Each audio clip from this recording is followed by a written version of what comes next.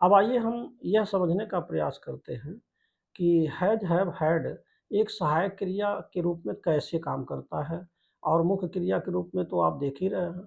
तो अब फिर इसके अलावा ऐसे कुछ उदाहरण हैं जिसमें सहायक क्रिया और मुख्य क्रिया दोनों के रूप में आपको मिलेगा।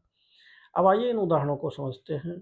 अब जैसे पहला पहला उदाहरण आता है कि अगर यह कहना हो कि वह मेरी किताब रखा हुआ है, तो यहाँ पर आप देख रहे हैं कि यह एक प्रेजेंट परफेक्ट टेंस है और प्रेजेंट परफेक्ट टेंस के नियम हैं कि हैज, हैव प्लस वर्ब की थर्ड फॉर्म होनी चाहिए।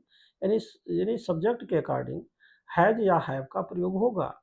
तो अब जैसे मेरी किताब रखा हुआ है तो इसका अंग्रेजी अनुवाद हो जाएगा he has had my book.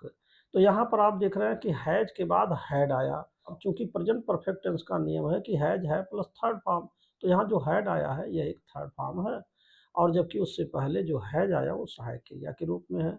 इसी प्रकार उदाहरण नंबर 2 आता है कि मैं उसकी किताब रखा हुआ हूँ, तब ये हो जाएगा I have had his book. तो दोस्तों इन दोनों उदाहरणों में जो हैड आए हैं ये आपका वास्तव में वर्ब की थर्ड फॉर्म है और जबकि उससे पहले हैज और हैव सहायक क्रियाएं हैं, यानी एक हेल्पिंग वर्ब के रूप में यूज हुआ है। अब आइए हम पास्ट टेंस के कुछ उदाहरण समझने का प्रयास करते हैं।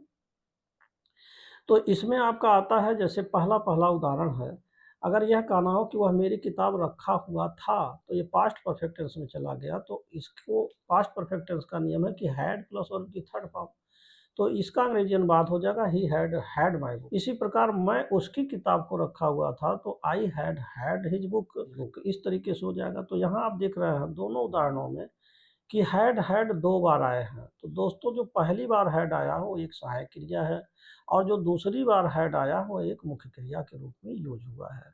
अब आइए हम फ्यूचर टेंस के कुछ सवाल को समझते हैं। अब जैसे पहले वाले उदाहरण को कुछ अगर इस प्रकार से कहा जाए, वह मेरी किताब रखा हुआ होगा, तो ऐसे स्थितियों में इसका अंग्रेजी अनुवाद हो जाएगा he will have had my book. और अगर यह कहना हो कि मैं उसकी किताब को रखा हुआ हूँगा, तो ऐसे स्थितियों में इसका अंग्रेजी अनुवाद हो जाएगा I shall have had his book. तो यहाँ पर आप देख रहे हैं कि हैड कॉमन है जो कि वर्ब की थर्ड फॉर्म है, दोनों उदाहरणों में आए हैं और जबकि विल हैव और शैल हैव ये दोनों अलग-अलग हैं, ये सब्जेक्ट के अकॉर्डिंग यूज हुआ है। फ्यूचर टेंस के अकॉर्डिंग, फ्यूचर टेंस में आई और वी के साथ शैल हैव लगेंगे और जबकि बाकी अन्य सब्जेक्ट के साथ विल हैव लगेगा। तो दोस्तों ये छोटा-सा वीडियो आपको कैसा लगा? कमेंट में आपका इंतज़ार रहेगा and thanks for watching this video.